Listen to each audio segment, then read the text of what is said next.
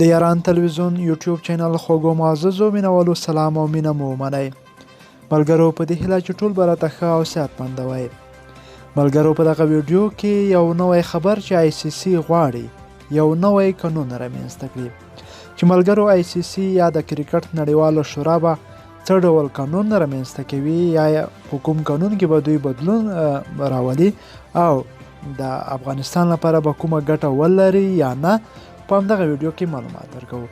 ملګرو دغه ویډیو ضرور در سره لایک او زموږ ایران ټي وي یوټیوب چینل د هر ډول سپورټي معلوماتو لپاره در سره سبسکرایب کړئ. د کرکټ نړیواله شورا ICC په دې فکر کې ده چې د ټیسټ سیالۍ د 5 ورځو پر ځای 4 ورځو ته راټیټې کړي.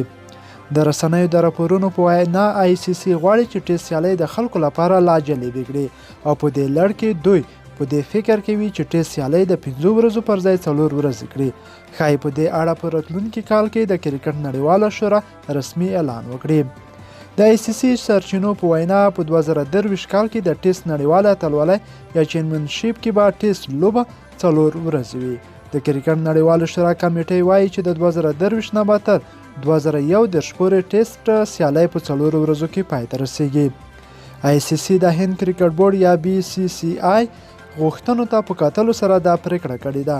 د هند کرکټ بورډ وایي چې په ټوله نړۍ کې تجارتي لیګونو د ټیسټ لوبو ښکلا ورختمه کړې ده، نو ځکه باید د ټیسټ سیالیو د جلبولو لپاره د 5 ورځو پر ځای 4 ورځې ته راښکته کړی شي. د یادولو ده چې په 2019 کال کې د انګلستان او ایرلینډ ترمنځ ټیسټ لوبه ترسره شوې وه چې 4 ورځې وه.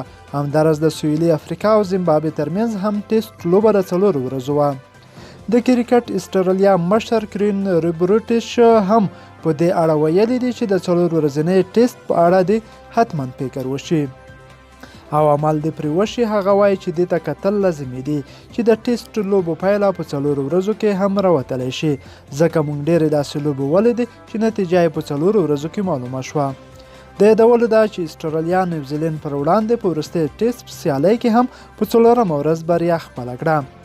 نو ملګرو رښتیا هم که 4 ورځې شي نو د افغانانو لپاره به ډیره بهتره شي، ځکه افغان لوبغاړي تل هڅه کوي چې اوږده شاټونه ووهي او لوبه زر پای ته ورسوي. نو دا د افغان کرکټ ملي لوبډلې لوبغاړو لپاره یو ښه خبر دی. تر بیا ښې شیبې.